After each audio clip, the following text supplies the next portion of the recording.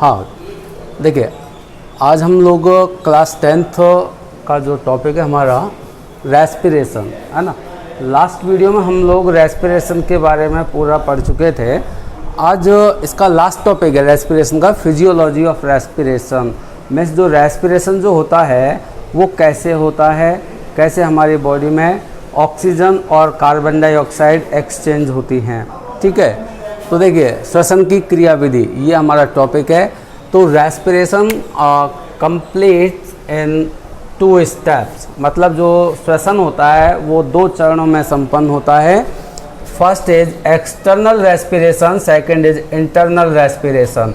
External respiration को हम कहते हैं बाह्य श्वसन और इंटरनल रेस्पिरेशन को हम कहते हैं अंतः श्वसन या फिर आंतरिक श्वसन। ठीक है ना। तो श्वसन 2 चरणों में पूरा होता है, बाह्य श्वसन और अंतः श्वसन। अब एक एक करके हम इन दोनों को समझें कि एक्सटर्नल रेस्पिरेशन क्या होता है। तो देखिए एक्सटर्नल रेस्पिरेशन मीन्स बाह्य श्वसन, इसमें लिखा है the exchange of gases between alveoli and pulmonary capillaries. Exchange of gases between alveoli and pulmonary capillaries. Alveoli होती हैं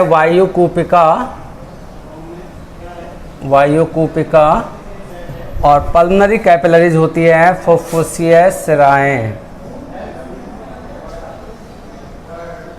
फुफ्फुसीय केशिकाएं। ठीक है ना।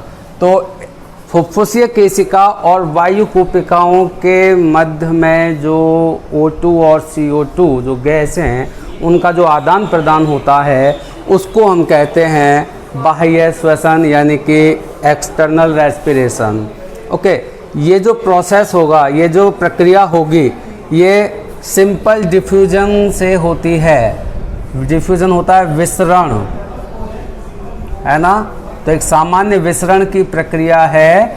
विसरण का मतलब होता है किसी भी गैस का अपनी उच्च सांद्रता से निम्न सांद्रता की ओर गमन, यानी higher concentration to lower concentration की तरफ जब कोई गैस मूव करती है तो उस प्रोसेस को हम कहते हैं सिंपल डिफ्यूजन। ओके, और ये जो एक्सटर्नल रेस्पिरेशन है, बाह्य श्वसन है, ये कई सारे फैक्टर होते हैं, कई सारे कारक होते हैं जिन पर ये निर्भर करता है। तो कौन कौन से कारक हैं, कौन कौन से फैक्टर हैं? देखिए, एक तो इसमें pressure and solubility of gas, है ना। जो गैस है उसका दबाव और उसकी विलेयता यानी कि घुलनशीलता। ओके, इसके अलावा थिकनेस ऑफ मेम्ब्रेन यानी कि जो मेम्ब्रेन है, जो झिल्ली है, उसकी मोटाई, और सरफेस एरिया ऑफ लंग यानी कि फुफ्फुस का सतह क्षेत्रफल। ठीक है, तो ये सारे फैक्टर हैं, कारक हैं जो एक्सटर्नल रेस्पिरेशन की प्रक्रिया को निर्धारित करते हैं। नेक्स्ट सेकंड टाइप आपका आता है इंटरनल रेस्पिरेशन। इसको हम बोलते हैं बेटा अंतः श्वसन या फिर आंतरिक श्वसन। ठीक है, ये क्या होता है?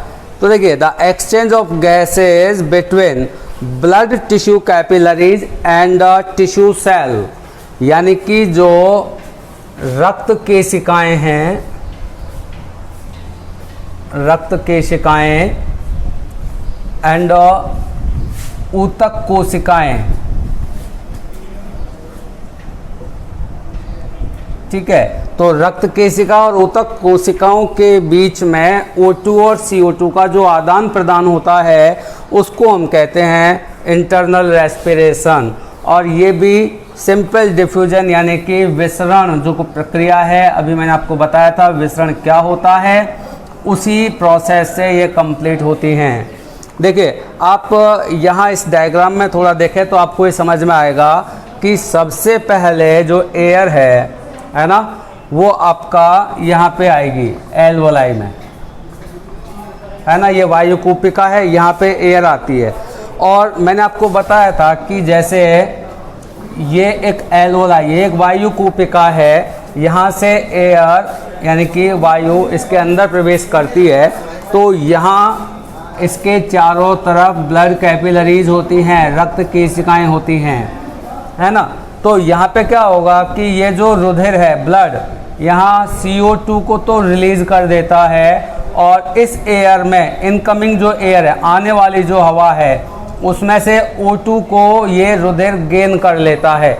यानी कि यहाँ पे O2 और CO2 का एक्सचेंज किस किस के बीच में हो रहा है? एक तो हो रहा है आपका वायु कूपिका और दूसरी है ये कैपिलरीज यानी कि केशिकाएं।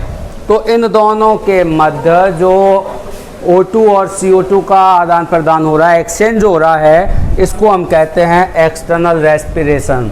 यानी कि ये जो प्रक्रिया है ये आपका लंग्स में कंप्लीट हुई है।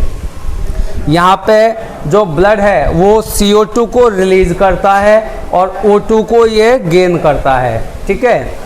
अब ये जो ब्लड है ये आपका लंग्स से आएगा हार्ट में, और हार्ट से वापस से जाएगा किसी भी ऑर्गन में यानी कि अंग में। और अंग आपको पता है कि ग्रुप ऑफ टिश्यू होता है, और टिश्यू का मतलब होता है ग्रुप ऑफ सेल, ओके। तो मतलब एक ऑर्गन में बहुत सारी सेल्स हैं, बहुत सारे टिश्यू हैं। तो ये जो ब्लड है ये आपका उस टिश्यू में पहुंचेगा, और टिश्यू में पहुंचने के बाद ये इंटरनल रेस्पिरेशन होगा, मतलब फिर से यहाँ पे O2 और CO2 का एक्सचेंज होगा। अब देखिए, जैसे यहाँ पे ये कोई टिश्यू है, कोई ऊतक है, ठीक है ना। यहाँ से ये जो ब्लड आपका गया ये इसमें जा रहा है ना, किसी भी ऑर्गन में जा रहा है, अंग में जा रहा है। तो यहाँ पे ब्लड क्या करेगा, अब O2 को तो रिलीज करेगा और जो CO2 है उसको गेन करेगा। इसका जस्ट अपोजिट जो एल्वोलाई है, वायु कूपिका जो होती है, वहाँ तो ब्लड CO2 को रिलीज करके ऑक्सीजन को गेन करता है। इस प्रोसेस को तो हम कहते हैं एक्सटर्नल रेस्पिरेशन। और किसी भी ऑर्गन में जब ये ब्लड पहुँचता है तो वहाँ ये O2 को रिलीज करेगा, जिसको टिश्यू की सेल्स गेन कर लेंगी, और बदले में CO2 को लेगा, ठीक है ना। तो ये जो एक्सचेंज हो रहा है इसको हम कहते हैं इंटरनल रेस्पिरेशन, इसको बोलेंगे एक्सटर्नल रेस्पिरेशन, ठीक है। तो इस तरह से जो आपका फिजियोलॉजी है रेस्पिरेशन की वो कंप्लीट होती है, ठीक है बेटा। अब हम नेक्स्ट टॉपिक डिस्कस करने वाले हैं। अगला जो हमारा सिस्टम है वो है ब्लड सर्कुलेटरी सिस्टम यानी कि रक्त परिसंचरण तंत्र, ओके।